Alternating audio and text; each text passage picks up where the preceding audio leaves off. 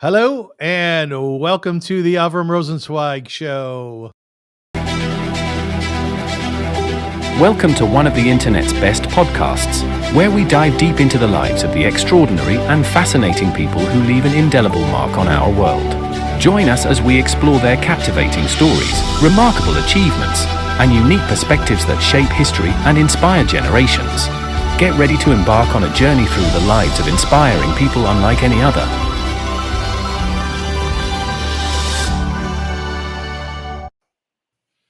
Oh, I just love that intro. Just love it. The intro is excellent, by the way. It's good, isn't it, Tom Sandler? It's really slick. Yep. Oh, Very professional. I just adore it. In the last 2 or 3 shows, I've really, I've said that my dear friend Isaac Oziel has put that together. When you have people, Tom, and we're going to introduce you in 1 second. When you have people in your world and all of a sudden they bring you something that you didn't have before, that you probably couldn't do on your own, and it makes such a difference to your life. Those people? Yeah. And we're very lucky to have professionals like that and who are talented and gifted. It's very polished. It polishes things up and takes it to another level, I think. It really does. Yeah. Ladies and gentlemen, welcome to the show. The show is really, it's all about honoring humankind. And what do I mean by that? It's fascinating that we share this planet, and it's been around for 6,000 years or maybe 6 billion, hard to say.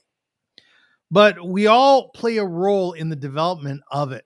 And within us, I argue that there's a gift, there's a talent, there's a beauty to each one of our souls.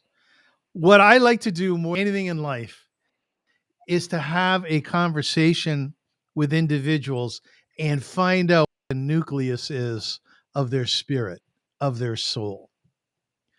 And inevitably, doesn't matter if it is the cashier at Metro across the street, and I speak about them regularly because I adore those people, the fellow working at the gas station down the road, or the chief rabbi of the United Kingdom.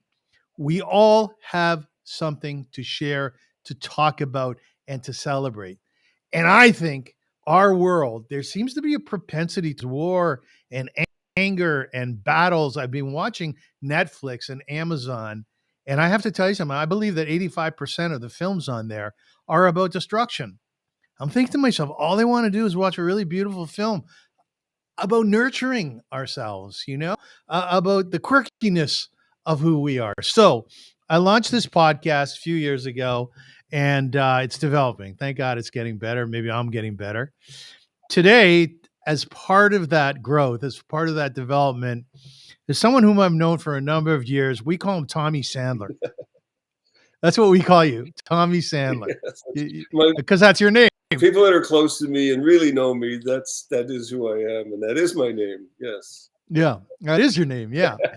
Now listen who Tommy Sandler is. He's one of 8 billion people on planet Earth. One. But his contribution is enormous. Tom Sandler is a photographer who has documented the city's, Toronto, special and cultural events for more than 3 decades. He's named after Tommy Dorsey, which is very cool. And we'll talk about that. Why is that? He has shot celebrities like Gwyneth Paltrow, Steve Martin, Ruth Witherspoon, Nelson Mandela. Yes. And he is considered to be the royal family's photographer when they make a visit to our fair country, Canada, right? It's true. Now, on top of that, we can say, oh, yeah, you know what? I've accomplished that in my life. But when you're able to say, hey, I'm that man's son, or I'm that woman's son or daughter, and there is something very special about that relationship and who our parents were, that is another level. So who was Tommy Sandler's mom? It was Ruth Lowe. It was Ruth Lowe. That's right. Now, do you know that name? Ruth Lowe, she wrote the very first song for Old Blue Eyes, That's Frank right. Sinatra. That's right. And Tommy Sandler is her son. That's right. Tom, can I ask you a question? You have worked long and hard to ensure that your mother's legacy is everlasting. Yes. we're going to talk about Ruth Lowe later on because there's a lot to say about it. Yes. What is it about you? Like, what is it about your personality that has worked so long and hard to show love to your mother and to make sure that we all know who she was and what she accomplished? Not everybody does that for their mom. No, I suppose that's true, but not all moms, accomplish and have done what my mom did. She was enormous on two fronts. I mean, she was a great mom, first of all, and just this wonderful person, and a very kind, generous spirit, loving person, and very supportive and very protective, and a great friend to her friends and everything like that. And then the other level of it was she had this amazing career and life and talent, and it was so enormous that it really did affect the whole world. And I was always so proud of her, but I was just always like, holy mackerel, this is like was inspiring to me when I was growing up. And Were you a mama's boy? I don't know. That's a sort of a weird term, I think. I mean, I think that I was close to my mom because I shared this music with her, and that's the other part of my life is music as well as photography, and we had a connection, and I think that it was a wonderful connection, and it was a loving connection. It was like just a closeness, and she was the kind of person that you actually wanted to be close to and wanted to be sort of a mama's boy with, because she was so much fun to be with all the time. Was she? She was very hip, my mom. She was very What? hip, and she wasn't. What she used to say, the world was full of L7s, which is squares. And my mom definitely wasn't one of those. I mean, she was a jazz musician, and she was traveling in an all-women's jazz orchestra, and she understood the value of fun and happiness in life. And she had this joy about her that she needed to share. It was like it was almost like a mission that she was on, and she put something into the world. It was like a billiard ball, you hit one of them, and others go off in many directions. And that was like what the effect of her music was. It touched so many lives. You know what I loved about your mom? You said it in an interview with some folks up Gina, which is where you had a cottage, Yes. that your mom was all about creativity.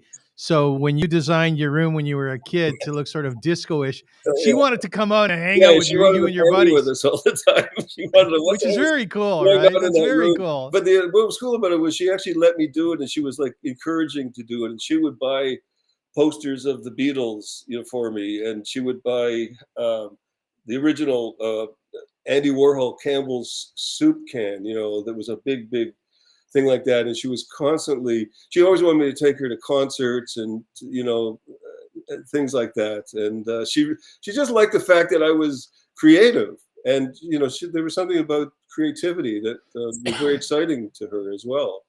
So we shared. Was she good when you got a girlfriend? Yeah, she was. Was she good with the girls? Yeah, yeah. She was. She just was very immediately accepting of them, and would go to buy them things in New York. She would go to New York a lot, and she would come home with gifts or dresses and things like that. It was an instant connection or instant welcome into the family and friendship. So. You know what I find really interesting, Tom, and I want to hear you comment on this. My father was a rabbi, hence my mother was a rebbitzin, the wife of a rabbi. Yeah.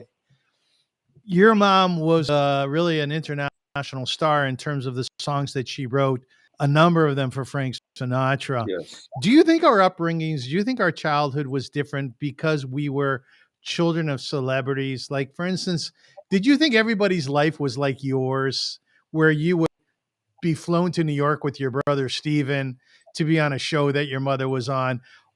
Did you find it I found my life extraordinarily exciting, being the son of a rabbi, and I feel very honored and lucky that I had that upbringing. Do you feel similarly? Yeah, it was very different. It was like, being a celebrity. I was part of that celebrityism, wasn't just my mom. It was like that whole aura around her, and her whole world around her was like that, and you were part of it. And most of my friends were there. I mean, they're wonderful people, and they had great lives and stuff like that, and normal kinds of lives, but they weren't as exciting as the life that I lived. And the friends and kids would love to come to our house all the time. My brother's friends would always be there. My friends would always be there, because it was just a place where everyone could be themselves, and not have to worry about if you said the wrong thing or did the wrong thing. You're kind of accepted. One thing I loved about musicians was that it wasn't where you came from or what you looked like or what color you were, or it's really how you played. It was the music was all important, and the egos and everything was sort of secondary. So it was a great way to grow up. You know what I love about musicians? I remember I watched the entire for Leon Russell after he passed. I was a huge fan. Yeah. You like Leon Russell? Oh, tremendous. Right? Tremendous. Up on a tight wire. Oh, yeah. He was one of the greatest. Yeah. And the coolest thing about his funeral was his music buddies would get up there and eulogize him. Yeah. Now, it wasn't like a eulogy you and I would go to listen to at, Benjamin's funeral home. Yeah. Where they talk spiritually and so on. They always begin their eulogy, these musicians, by saying, you know what, I probably really shouldn't tell this story. Yeah. Right, Tom? Right? Yeah. That's very true. Yeah. Musicians are different, I think. They're like a family. I shouldn't say this because it was before I got married. I used to go out with this girl who was an opera singer's daughter, and a completely different end of the spectrum in music than my mom's music, which was jazz and popular music.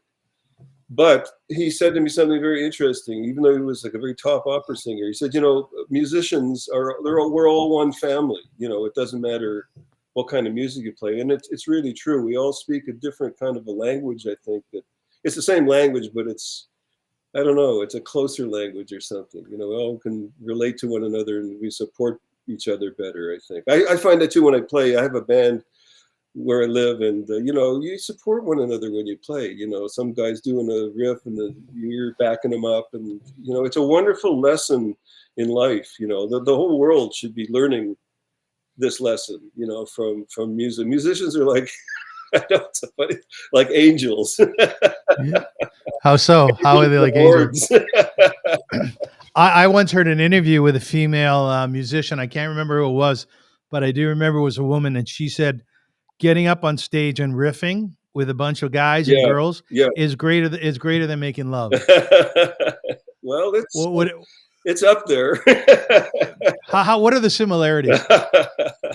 Well, there's a certain intimacy and I guess an emotional intimacy that you can get, and a intellectual intimacy.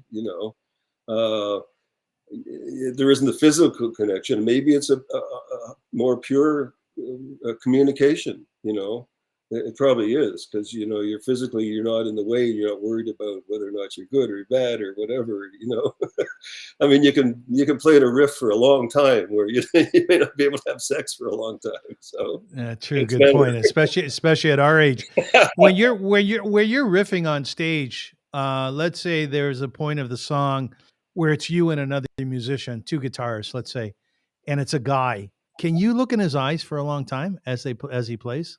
As you play? Well, I don't know. I think you connect with it, the person. I don't know if you look in his eyes for a long time, because you're sort of more or less relating to the tune and to the music. And it's like, you're stirring a big pot, and you're more concerned about it boiling over and going bad on you than you are about maybe the other person, to be honest with you. Maybe if it was a woman, it's different, Well, that's why I'm asking, because recently I saw a concert on YouTube, and it happened to be two guys who were playing this particular part of a song, and they were looking in each other's eyes, and I thought, that's really unique, because if I were up on stage, if it was a woman, I'd be fine, staring in her eyes. If it was another guy, how comfortable would I be? Well, I don't know. I mean, I think it's I don't know. Just in music, it's like a river. It just flows naturally, and the key to it is just to let it flow and go with it, go with the flow. and usually it takes you to the right place, if you trust it and you just enjoy it, and that's what it's all about. Tom, you have kids. You have a beautiful wife, Aline. We know about the relationship you had with your mother. We've talked about it a little bit. Do you, in all your relationships or many of your relationships, is your heart generally open? Are you good at love? Yeah, I think so. I think though, I find myself being very sensitive person, and sometimes sometimes you have to protect yourself with that. I find that I get very affected sometimes by what people say, comments they make, images that you see on TV these days. I get very, very affected by that. But I think that's what we're all. One of the things that we're really all here for is to like open our hearts and to connect with one another. And it's not always the easiest thing to do, and we're not always encouraged to do it because we do live in a materialistic sort of world with those kinds of values. And but I think that the real happiness in life is found through love and through finding love and through expressing love and through accepting love, and whether or not it's with friendship or deeper with a partner, I think that's what we're here for. So, I try to do that, but you got to be, sometimes defensive too, sometimes to protect yourself. And do you accept well? Are you good at accepting love? No, I could probably do it better. I have a trouble with people giving me compliments, and I have trouble giving myself compliments. Why is that? I don't know. I think a lot of maybe artists or creative people don't value their accomplishments in their work maybe enough. They think that they're not good enough. And you're right when you to go back to the opening and what you said about a special person comes into your life and gives you some kind of a compliment. It's very, very meaningful. It can change everything, drastically for you. So when you're shooting someone great like Cher, who's great in Hollywood, yeah, or Nelson Mandela, who was a great activist, yeah. well, you're looking through a little hole at them. What's the relationship that you try to establish with you looking through that hole and they peering back at the lens? In your head, what are you trying? What temperament? What temperature are you trying to find Well, with them? my kind of secret to this whole thing is that I try to connect with them before I raise the camera up and do a shot, and I try to do something that just either gets their attention in some way, like maybe it's a compliment, um, and you just try to get them to focus on what you're doing. And I found that when the subject or people understand what your intention is, then it's a whole different world. A lot of times people are very defensive when you point a camera at them. It's very threatening, and they don't know what's going to happen to them. Like, are they going to take part of my soul and blah, blah, which I actually do believe happens, to a degree. So you have to make it painless for them. And I've developed a skill that I've become a very good diplomat and very instantly can connect with people. Like with Cher, I didn't say this at the beginning because it was at a press conference, but after I took the shot of her, I just lowered the camera and I said, "I got you, babe. I got you." Did you do that? It just lit up. That is so awesome. What did she say? She just lit up. She just smiled. I mean, there was a whole scrum going on around her, but she knew, that I was, and it was a kindness thing that I really. She knew that I appreciated the song and that I appreciated her in that instant. But I've become very good. You're like a boxer. You become very good on your feet with certain levels of people. I did a couple of parties with Bill Clinton. He wasn't the president anymore, and it was in one reception with Elton John and Tom Cruise and John Travolta and Bill Clinton, and it was talk about intimidating. And I had to work with the CIA the Secret Service. I mean, these guys you shoot them, they shoot you back, So, so that's a line I use with the security all the time, I think I have a way of disarming people so that they can shine for a minute. So with Clinton, he was hemming and hawing, and I said, I took a shot. I said, Mr. Clinton, I said, you are the former president of the United States. Okay. He said, but I am the current president of Tom Sandler Photography.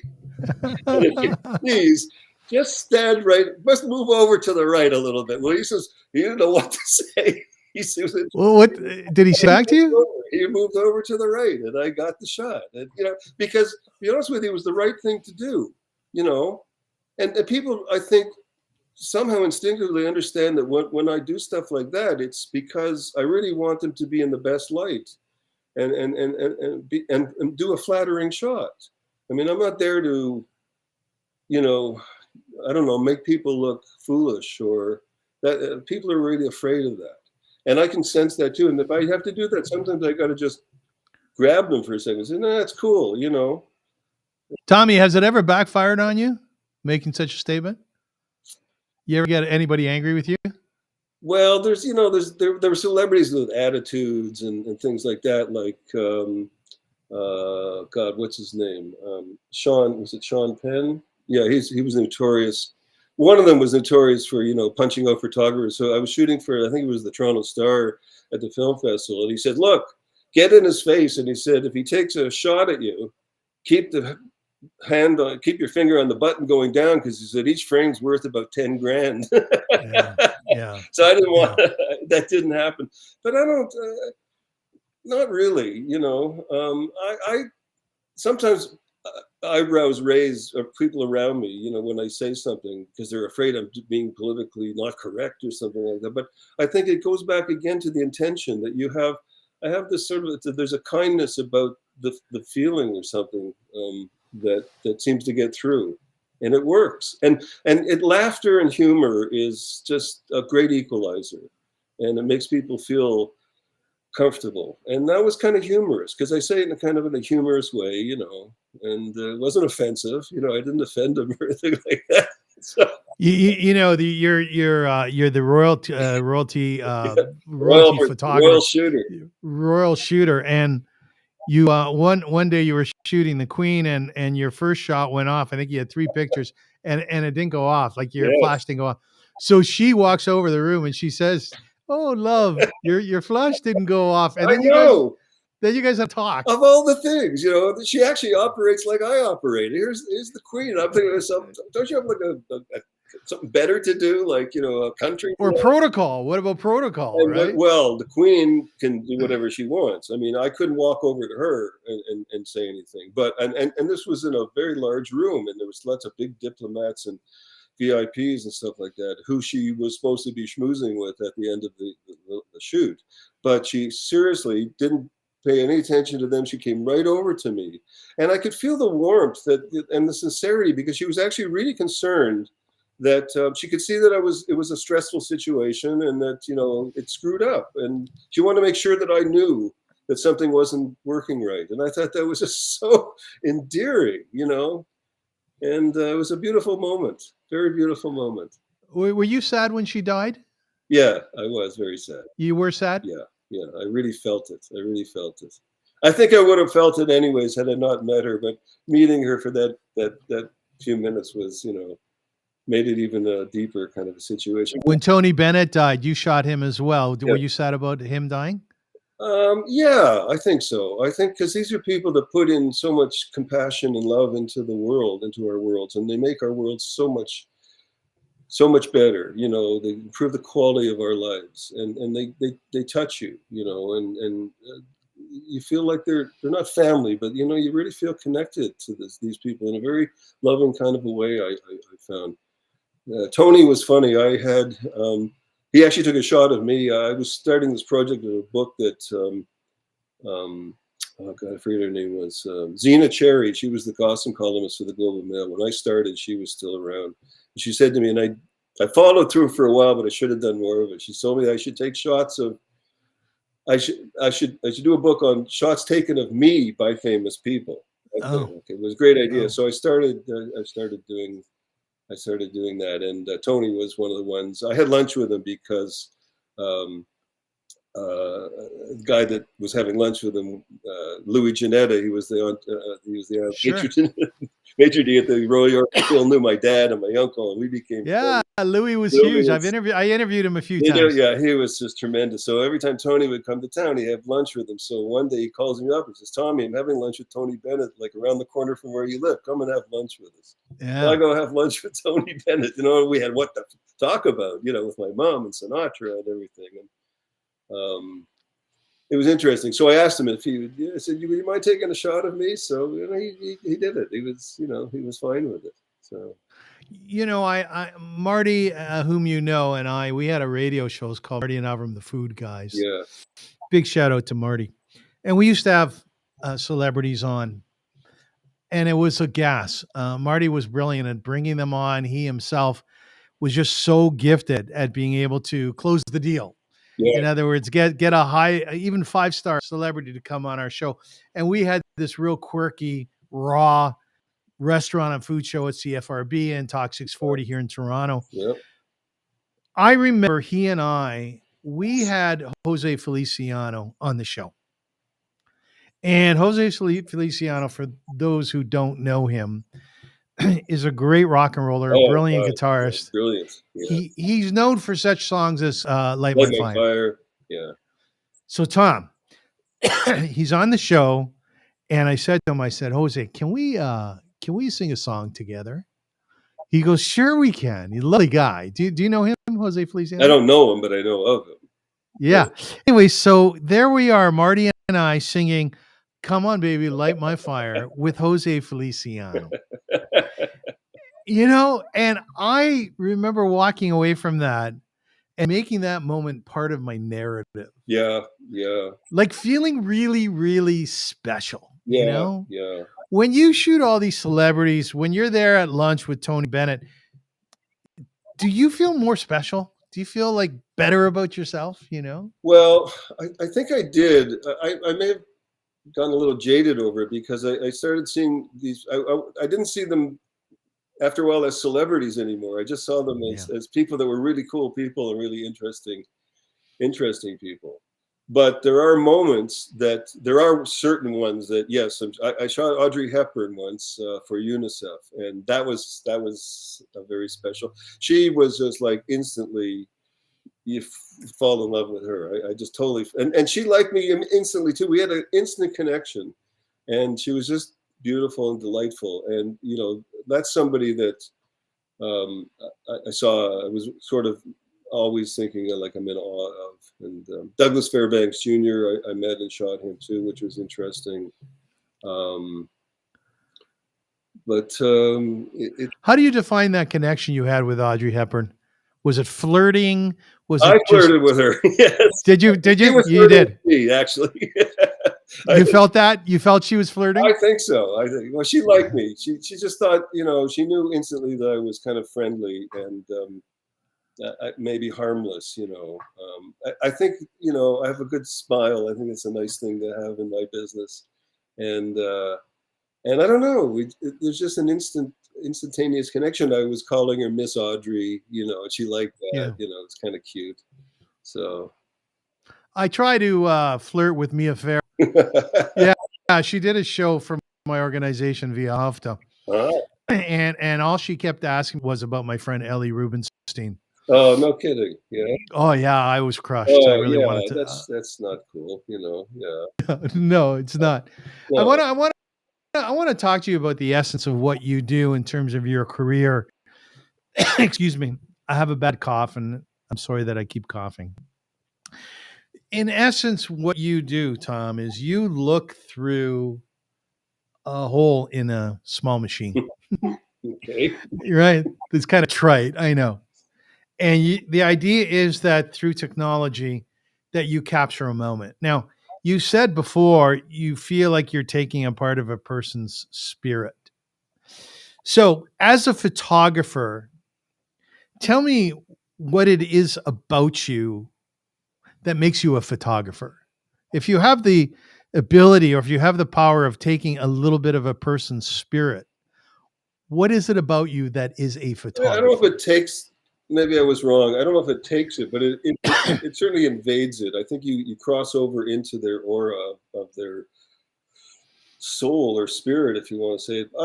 I see myself as a documenter, of history and culture, if you want to call it like that. And I just think that it's. I feel like I'm on a mission. I think I'm on a very important mission, and I think I feel very serious about it. It's a very sacred thing to me, and that's why I want to make sure that it's done right, and people are. I show people in the highest level I can show them at that moment, I don't know. Sorry, I lost my. No, it's okay. Well, I'm fascinated by what you're saying. What is the mission? What mission are you on? Mission is just to document history accurately. I find. I think that it's not just doing it for the money, getting the pictures in the newspaper on that level. To me, it's a much deeper, much higher level. When you shoot the Queen, and when you shoot Mandela, when you shoot Sophia Loren, you shoot these giants. These are people that change our world and affect our world. And I'm very grateful to be in a position where I can be a witness to this. And this greatness, and when you're in the midst of greatness, I sort of, I'm not arrogant, but I'm aggressive, but I'm not rude, and I'm very humble too. At the same time, there's a lot of things going on at the same time. So I'm most interested in what you're saying about being in the midst of greatness. I had lunch with Yitzhak Shamir. He was the former prime minister of Israel. yes, I He think was the head. picture of him wearing a Maple Leafs hockey uniform. It's in one of those collages I sent you. Right. He was the head of the Stern Group. Suffice it to say, whatever you think about Israeli politics or the politicians, I was sitting at the Royal York Hotel having lunch with he and his wife, and she cautioned me about asking particular questions. She didn't want me to ask any political questions. Yeah. So I asked him what his favorite foods were, telling him that I had a restaurant and food show. Yeah. And anyways, there's a whole story there. But in a nutshell, I felt overwhelmed, intimidated by being with him, knowing the decisions that he had made in life. There's a man who proverbially, metaphorically, had his finger on the button. Yeah. When Israel goes to war, he has to make decisions that are going to save hundreds, if not thousands of lives, or they're going to lose their lives. Mm-hmm. And I was intimidated by that. Tell me some of the greatness that you've been with, that you've either photographed or that you've had lunch with, and your feelings at that time. Well, let me think. That's a good. I don't know. I'm not sure. Was Clinton one of them? Did you feel that way with Clinton? Yeah. I kind of felt that way with Clinton. These are people like in the same situation where they are, or the Queen, or any of the royal family. They're all very powerful people that affect the lives of many people. But I'd like to see people as I see them in their roles, but I see them as human beings as well. And I'm very fortunate because I can see them on a number of levels. I did many shoots with Prince Edward, and we became very close and friendly, and with the Countess Sophie. And, there were times when I remember going over to him once, sitting down beside me. He was in between before he had to do a speech. And we'd been at 3 events that day. He was exhausted. So I leaned over to him. I said, you know what? I said, give me your speech. I'll give you my camera. Take the rest of the day off and have a good time. And he said, if only I could, Yeah. So I have a rapport with people that is very personal and very, very friendly. Like that goes back to your question, like do you get intimidated or are you in awe of these people? I try to reach them on a human level, like Cher, instantly like that. And Sophia Loren, I have just a charming story. I was at a reception with her, and it was a VIP reception. There was another reception on another floor. We were at the ROM, And I'm packing up my stuff. I'm just starting to put it. When I look around, and everybody in the room had left the reception except Sophia Loren, and she was standing there by herself. And I'm there by myself, just putting my gear away. So I did put it away, and I felt sorry for her because she should have been looked after better. I saw that. Yeah. So I went over to her and I said, "Can I take your photo?" And she said, "Oh, yes." And so she gave me this amazing shot. I sent that one to you with Cher.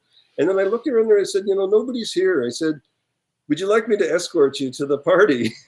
And she said, Yes. "Oh, that would be just fantastic. Thank you so much." So there Very I was, escorting Sophia Loren to the party. But at that moment, it wasn't like she was even Sophia Loren. She was just a woman that was left alone at a party. Yeah. And it wasn't right, So You know what? I think that you're touching on something that I feel from you. Like, you and I have known each other for probably 15, 20 years by now.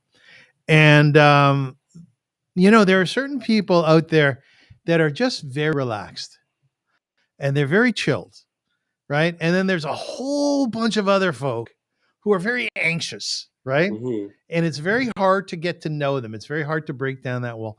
One of the things that I always found with you is that no matter how I was feeling, whether I'd be anxious about starting my show or whatever the situation was, you just always seemed very down to earth. Well, I try to remain that way. And again, like I said earlier, a lot of it has to do with your confidence, in yourself. And if you feel confident that, you can handle a situation. And a lot of the times I have a ace in the hole, which is the story about my mom, because when I do meet just about anybody I've ever met in the world that's in the civilized world, they know my mom's song, and they know Frank Sinatra, and they know the greatness of what she did. So sometimes I'll break in the conversation and mention and bring that up, and that is like all of a sudden the tables get turned. And there are times when I become the bigger celebrity because of using the mum card, on people. It's like, it's really unfair, but it's too bad. Because I think, first of all, people need to know the story, and I think they benefit and enriches their life. So I feel like I'm doing them actually a nice favor, Listen, I think we use our life experiences in that way. As an example, Ruth Lowe, your mother, was huge in the world of Hollywood, huge in the world of jazz and singing. As I mentioned before, my father was a rabbi, and there's a ton of rabbinical folk within my family. Okay. So if you mention the name Rosensweig, especially in the Orthodox community, they go, "Oh, was your father the rabbi in Kitchener, or was your dad the one at Shari Tefillah, or went to New York, the head of the rabbinical?" Yeah.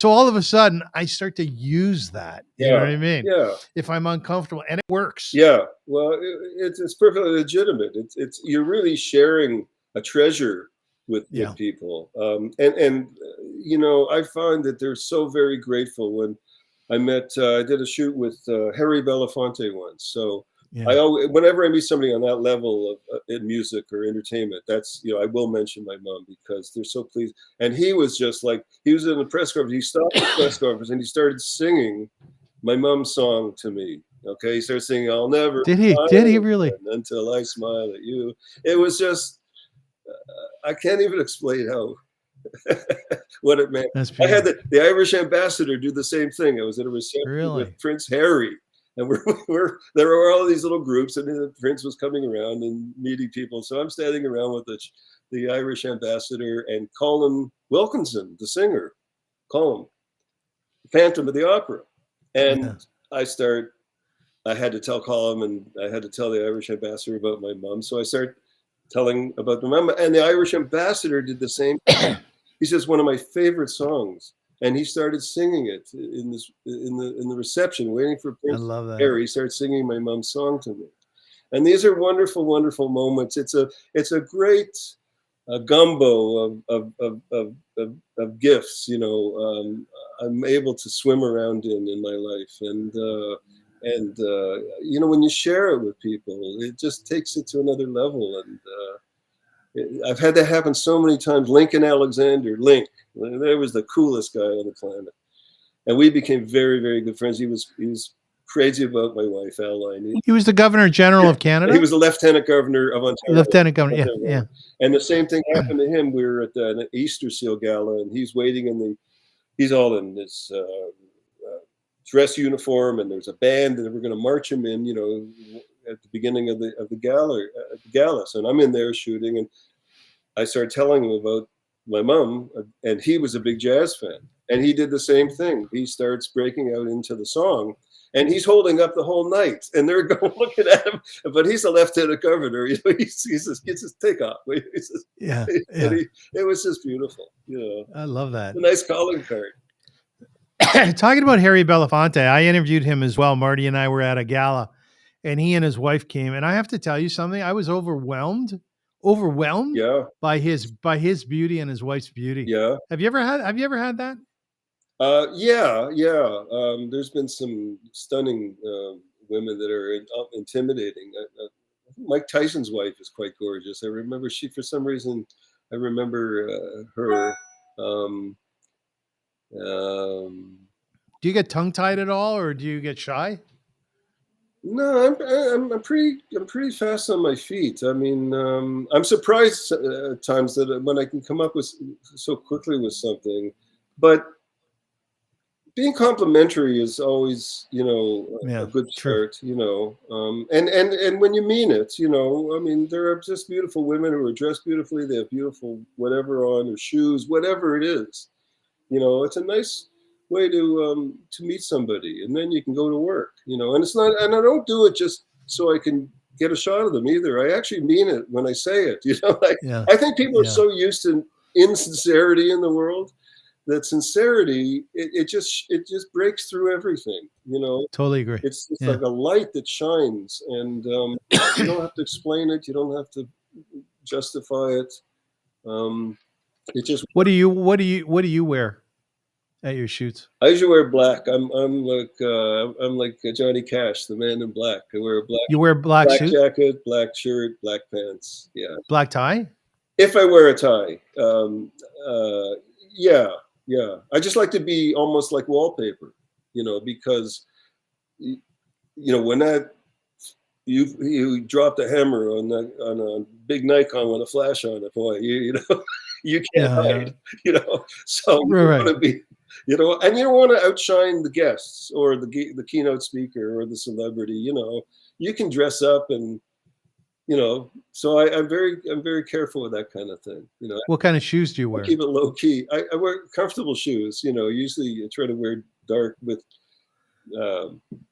whatever, not leather soles. Because a lot of times you're on hard floors and stuff like that, and you're up a lot, and on your feet a lot. So you have to be comfortable. You don't want to be in pain, because you're going to walk around being miserable, and. So I just keep it low key. I think work for Johnny Cash. Right. My guest is Tom Sandler. Tom he's really the photographer of Canada, if you will, not just the royal family. In one of the interviews that you did, the interviewer appropriately said, "I'm going to guess there's probably very few Canadians, at least, who have not seen one of your pictures." Probably. And you thought about it for a sec. You go, "Yeah, probably." Yeah. I never actually thought of it like that. But you probably. But that's a lovely thing to say, and that reality is a very special reality. Yes, that's true. But then it goes back to what I said before, that I'm not really giving myself maybe enough credit for, things that I've done or the effect that I've had or the outreach that it's had. That's a very good point, actually. Yeah. So Tom, when I say to you, you're a really sweet man, you're a very fine person, what's your response to that? I like that. It makes me feel really good. It does. Yes. And when I tell you that I've seen some of, you have a website with your photography, give out your website address. Well, I've got my Instagram is Tom_Sandler_.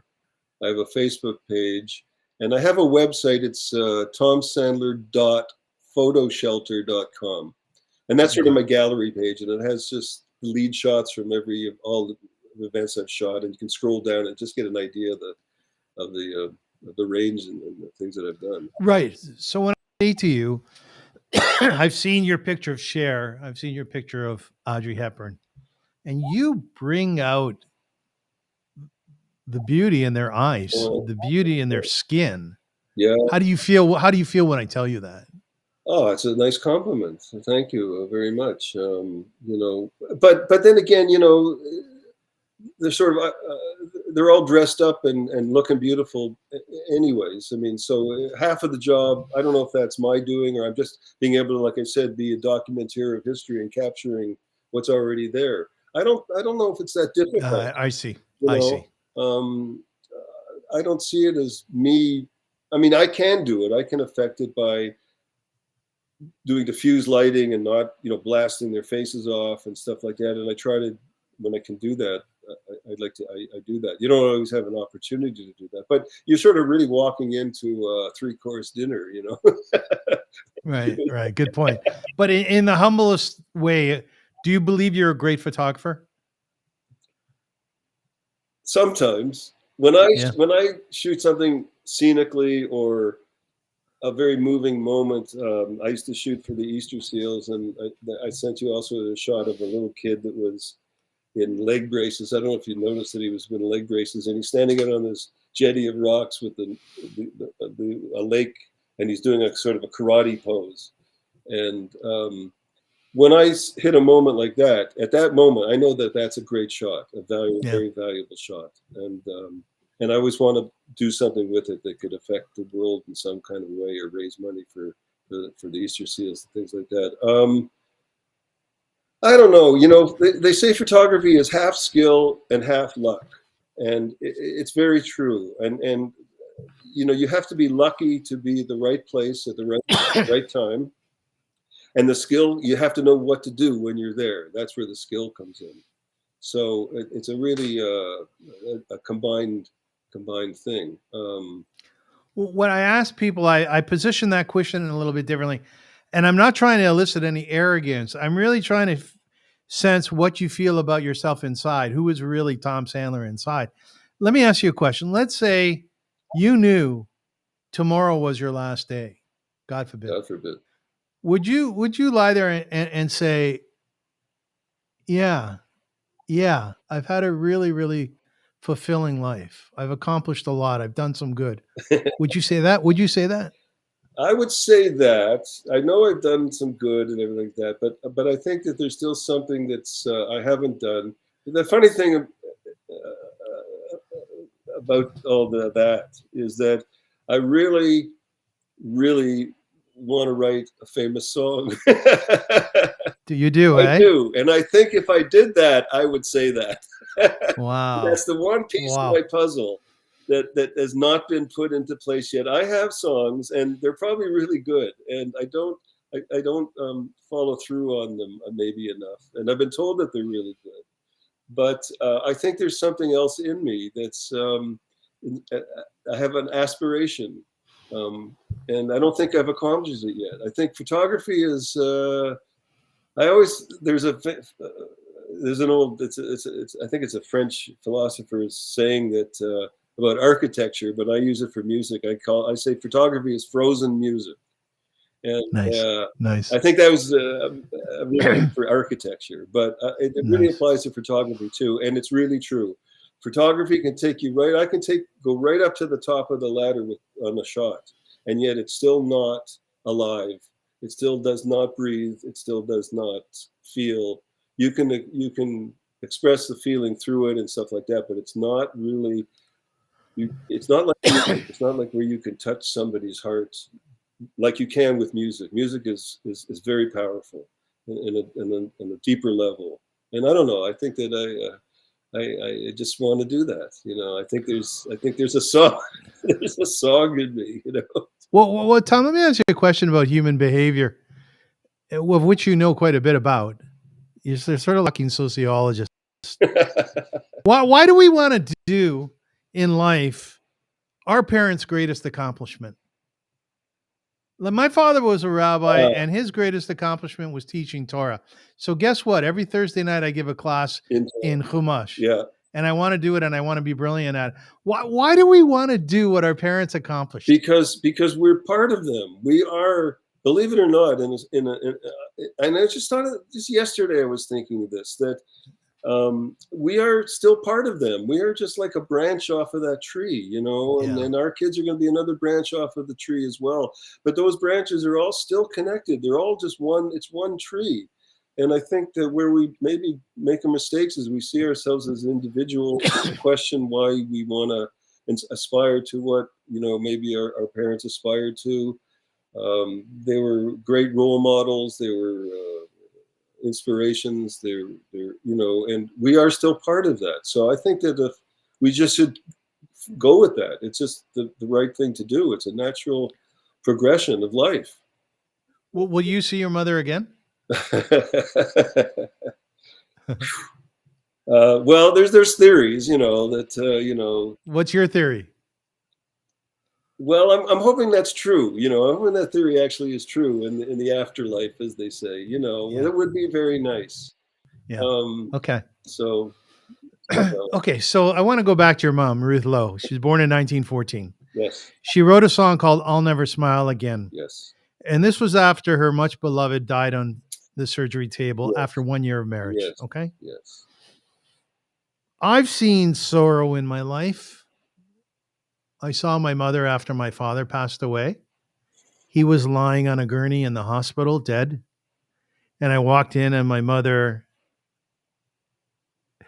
she was sort of bent over and touching his face.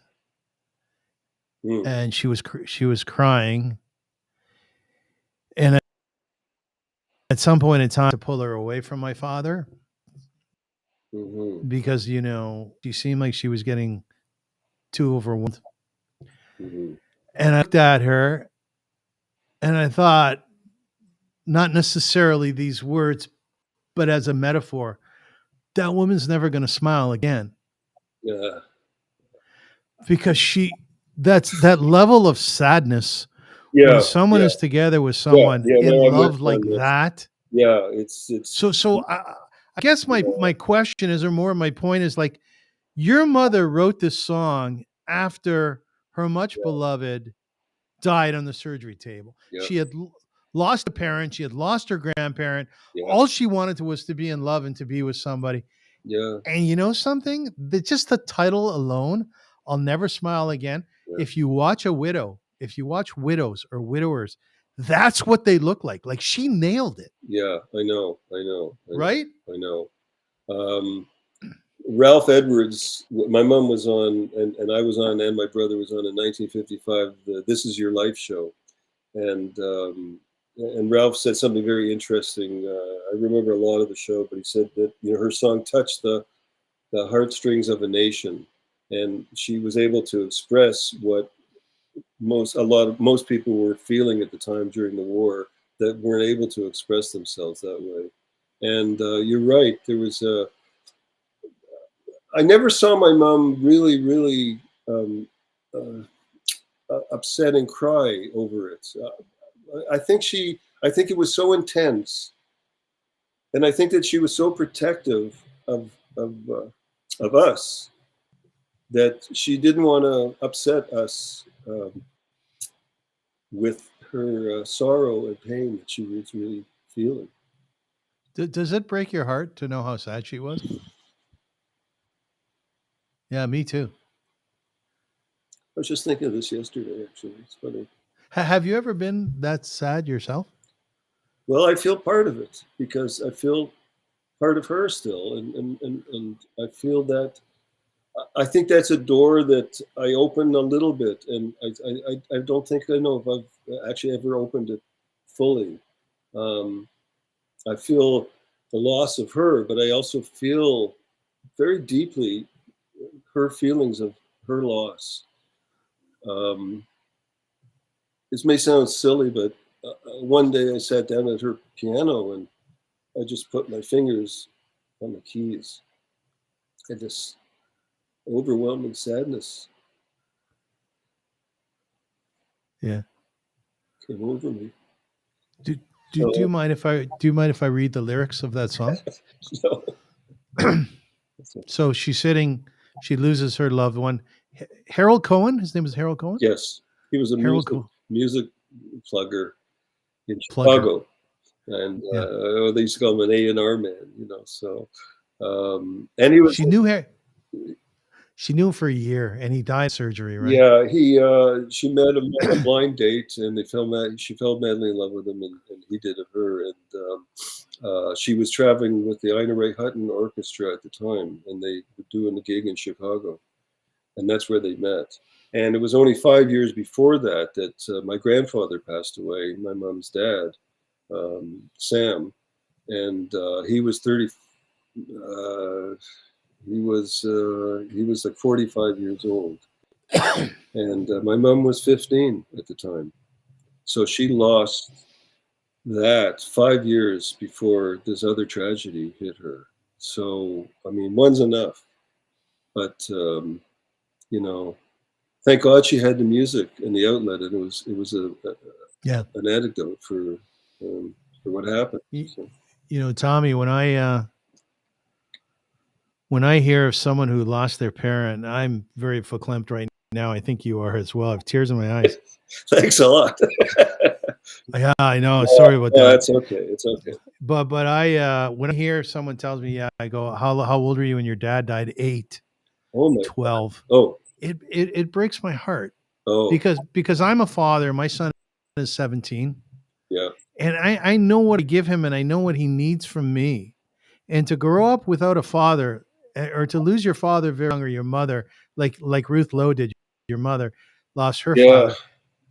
You don't recover from that really throughout life. I don't think you do. That's just what I was saying. I think that pain was always with her, was always going to be with her. I think it's how you manage it. You know, I don't know if you ever cure yourself of it. And like I said, when I touched those keys, you know, I could feel it. And I think that through her music, even though she was always upbeat and joyous and a happy, wonderful person, when she sat down, the depth of that music was so overwhelming, you know, and, you know, but you carry on, you have to. I mean, when my grandfather died, like I said, my mom was 15. She was left with my grandmother, who wasn't that well, and her younger sister, my Aunt Mickey, who was 10 or 11 years old. And it was during the Depression, and there was no money, there was no jobs. My mom had to, you know, go to work to support the family. So she came. She did a cool job, though.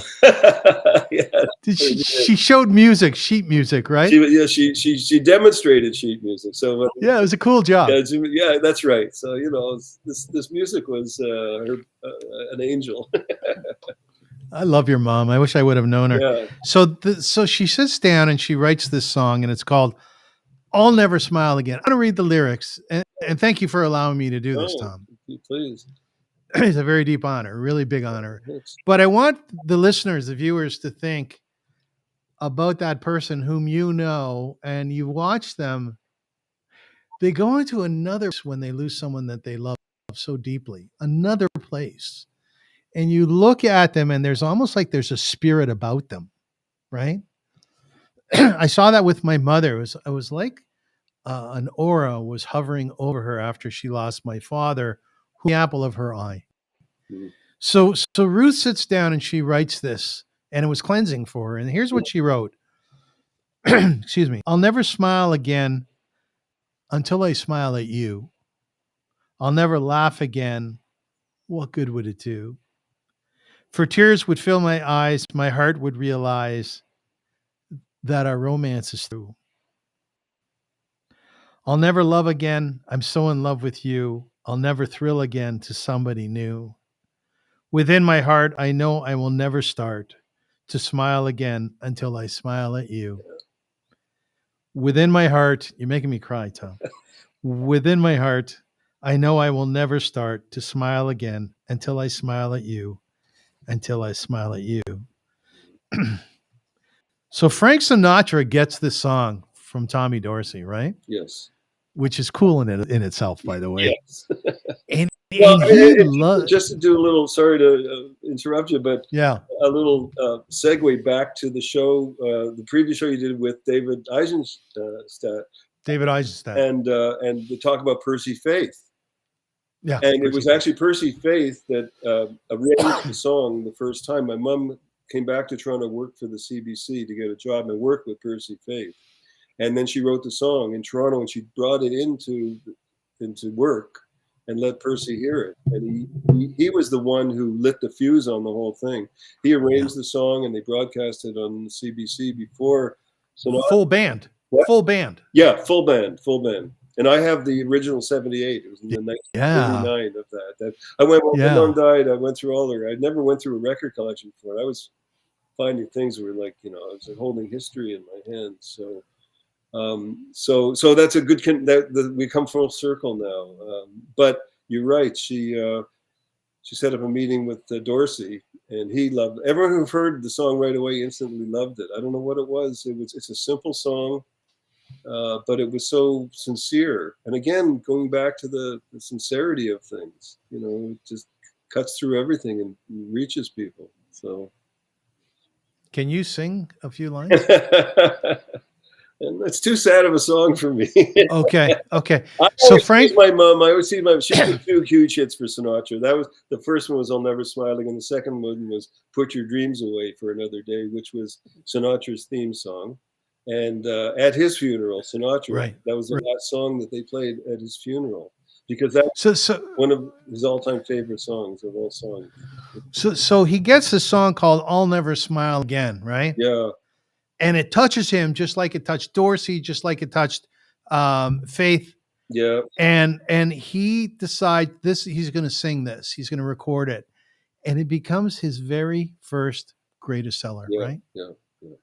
What does that do for your mom's life? It was his first hit song, and it ended up being the first song on the first Billboard chart in the history of Billboard magazine. That's launched and springboarded his career. Well, it took my mom. It solved a lot of problems, for the family, and she became successful and a celebrity. And I think it helped helped her forget about the pain and the sorrow and then what had happened. And it was like a door had opened, and she began to grow again, and it changed her life drastically. God knows what would have happened if that didn't happen in her life. But she was a very strong person, my mom. She was very confident, and I think that she could have rolled and with a lot of things, which she did, and with grace. So that's a whole other story too. Not everybody does it like that. So. I think there's something in here, Tom.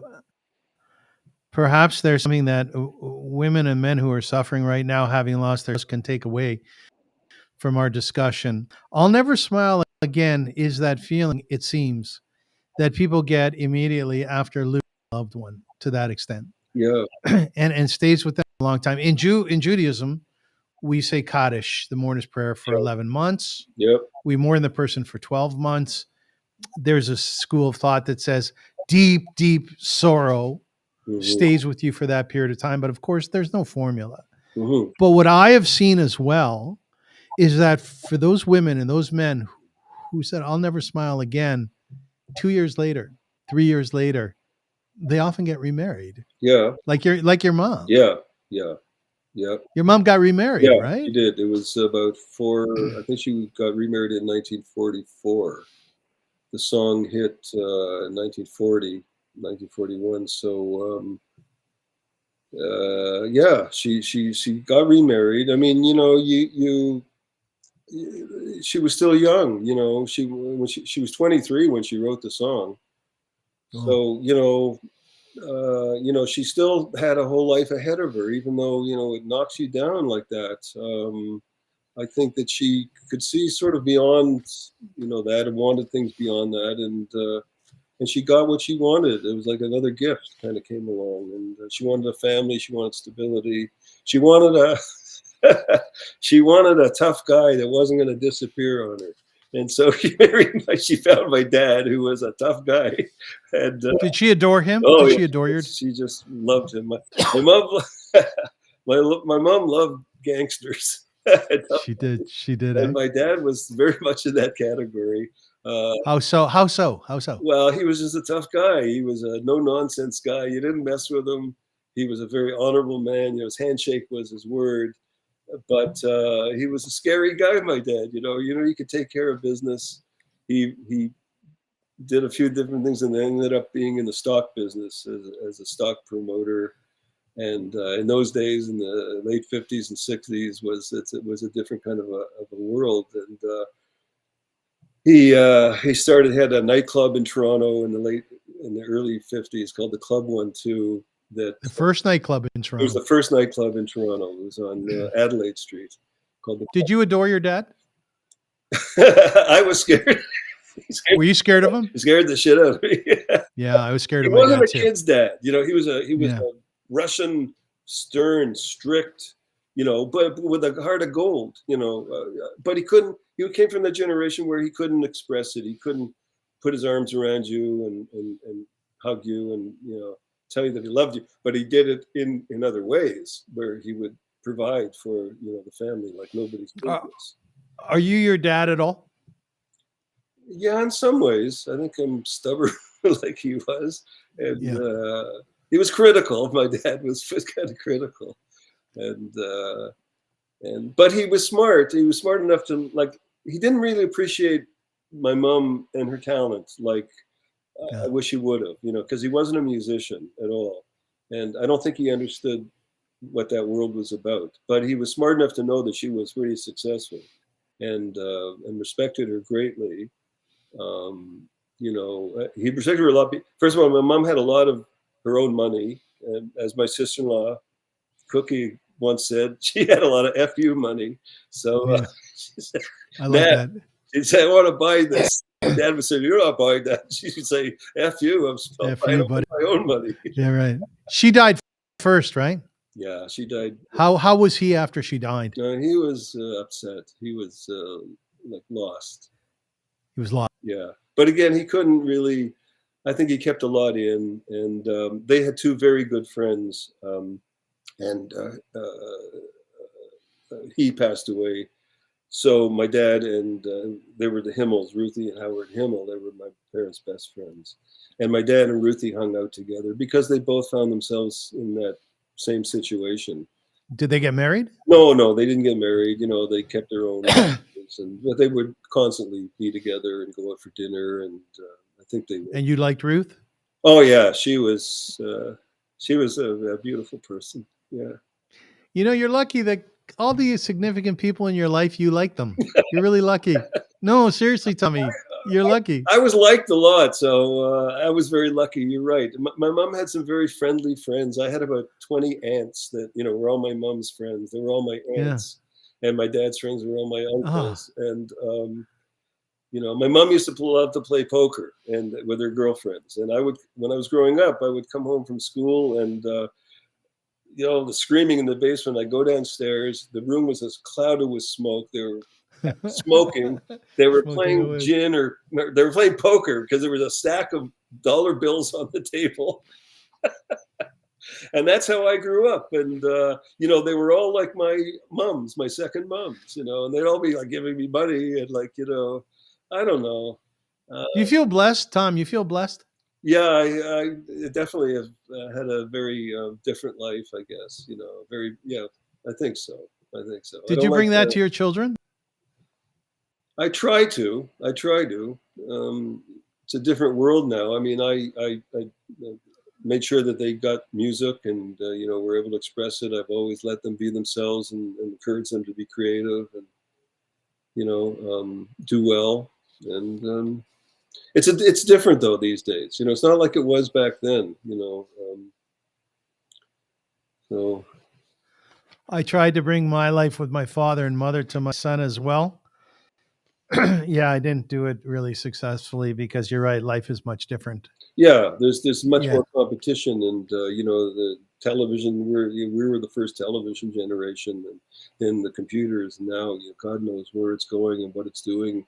It's a really mixed blessing, which even makes it more important to have traditional values and Jewish values and things like that, because those are the roots and the foundation. And Exactly. when the storms of life come around, that keeps you grounded and keeps you on course. So it's very important. Tom, I want to ask you a few questions as we conclude the interview, which, by the way, has been outstanding. Oh, thanks. I'm glad. Yeah, you've been great, really. Thanks. Well, thank you. Thank you. I just appreciate your openness, Tom. I like people like you because you're so down to earth and you're so true. Well, I love that. Sincerity is, it shines through everything and it breaks up all the Yeah. ice, and who wants to be a prisoner, and miserable. It's one thing I learned from my mom that, happiness was a very viable goal in life and you can obtain it, and it's attainable. Nice. So, all right, a couple questions. Let's see how bright you are. Where's the word photography come from? Oh, good one, eh? That is a good one. I never thought of that, The word photography literally means drawing with light. Oh. Which derives from the Greek photo, meaning light, and graph. I was going to say Greek, probably. Yeah, meaning to draw. Yeah. Ah. Now, what are the three things in photography that somebody has to have? The three basic elements of photography. Well, you need a good camera. Yeah. Okay. Good. A good tool. You need a good subject matter. Yeah. And you need to not be afraid and to be not to be afraid to take a chance and to drop the hammer on something. If it doesn't work, okay, so it doesn't work. So you can take another shot at it. Can you take a brilliant picture with your phone or one of those disposables that we buy? Can you? Yes. You can? Oh, you can? Absolutely. Absolutely. The problem I'm having with my phone right now is that the resolution of the file isn't big enough on the phone that I have. But now there are phones that will shoot a 20 meg, 24 meg file, even a RAW file, which is a 30 or 40 meg file, which you can make a billboard out of them now. And the camera, believe it or not, is sort of almost obsolete, or will be obsolete, because that is the next stage of the equipment, for sure. For sure, I shoot a lot Tom, on it. Yeah. If you or I are in a room, and let's say there's a mirror on the wall, and I see my picture, are you seeing more the real me more than I'm seeing in the mirror? I might be.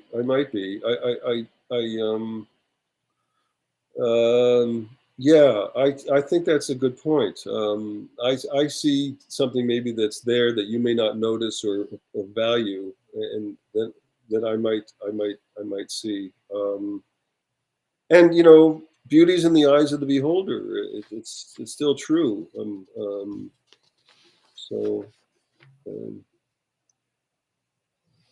Okay, finally. No, I know these are complicated. They're not simple questions, right? Yeah, and I feel because you want to end the show, so I gotta, No, I don't want to end the show. Okay. I just think that we've done a brilliant job. I really do. I so enjoyed it, and I want to end on a fun note. So let me just wrap things up saying that and like I said at the top of the show, I so enjoy people. I really do. This last hour together, Tom Sandler, to me has opened up a lot of vistas, because here I'm speaking to somebody who knows a lot about what I don't know about, right? Very often when I'm in a discussion with people, I really, really try to be quiet. I really do, because I know what I'm thinking, but I don't know what Tom Sandler's thinking. And I have to tell you that I took away from this interview something very special about your relationships. Like, I see how much you loved your mom.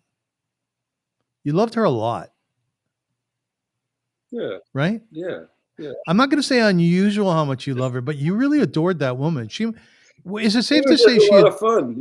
She was just, like I said, she was really hip, so she was fun to be with. It was everybody loved her. I don't. Did you know that she adored you? Did you know? Oh yeah, I knew.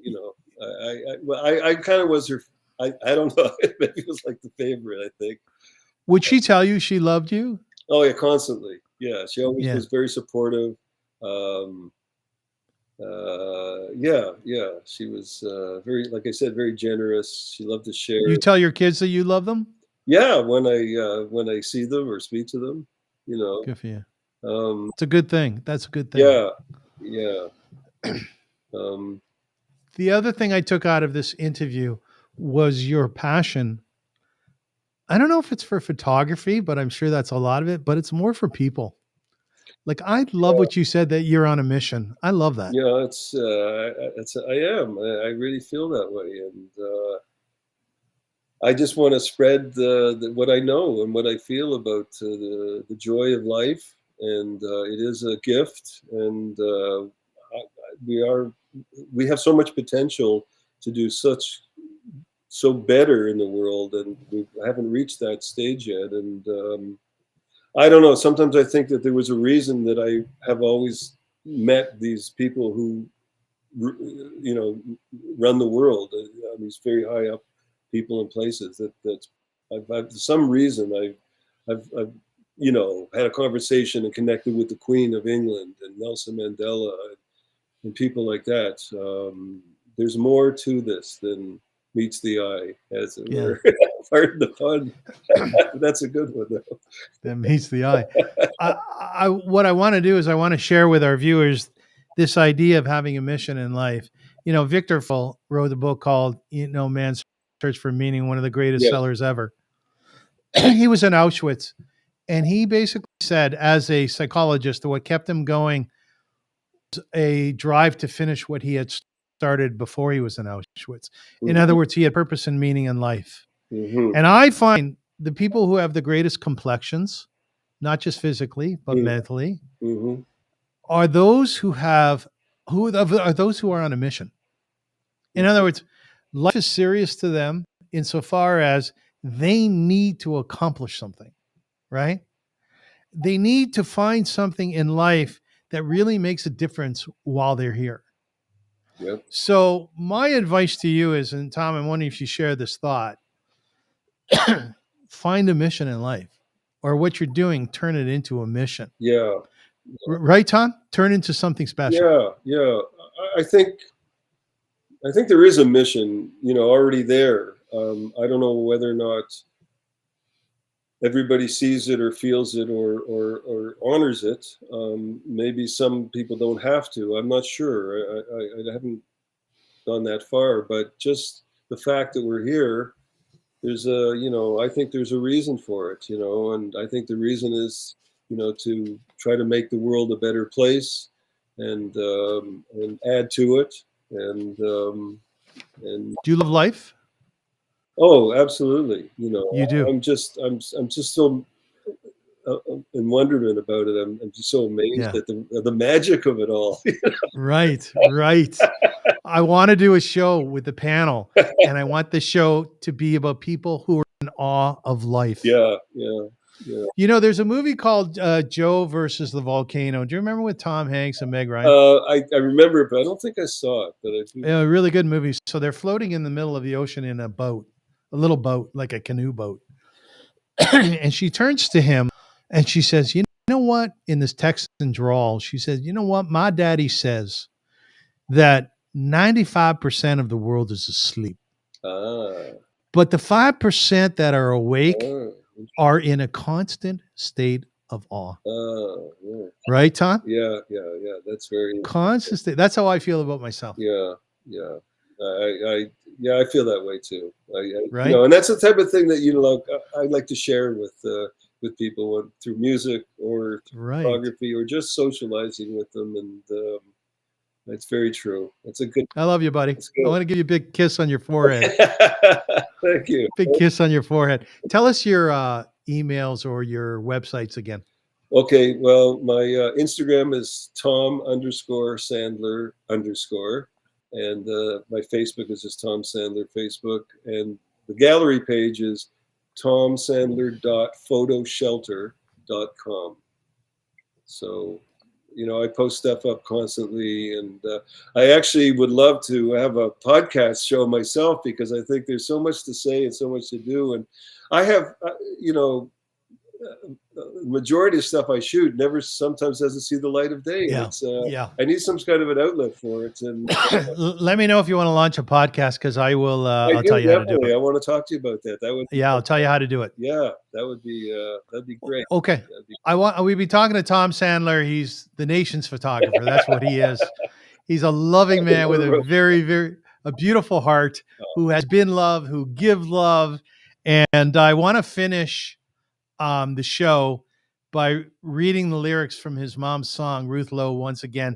But this is a song which is called "Put Your Dreams Away." That was my favorite of the two songs. I always used to torture my mom by telling her that, don't play that sad one. Play "Put Your Dreams Away," because it was a very optimistic song. You put your dreams away, and I will take their place in your heart. Wishing on. Okay, I won't take it. Well, the other one's very melancholy. Yeah. But we do know that she did smile again, and that's the kicker, right? She did smile again.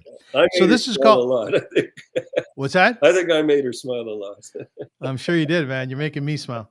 It's called "Put Your Dreams Away." Put your dreams away for another day, and I will take their place in your heart. Wishing on a star never got you far, and so it's time to make a new start. Right. When your dreams at night fade before you, then I'll have the right to adore you. Let your kiss confess this is happiness, darling, and put all your dreams away. When your dreams at night fade before you, then I'll have the right to adore you. Let your kiss confess this happiness, darling, and put all your dreams away. That's beautiful. Beautiful. Tommy Sandler, thank you so much. Thank you. You did a beautiful job on it. Thank you, my friend. Thank you so much. And we'll have to do another one another time. She would be. True. Ruth Lowe, we're thinking about you. We're looking up you up in heaven. Put in a good word for us. We need some help here.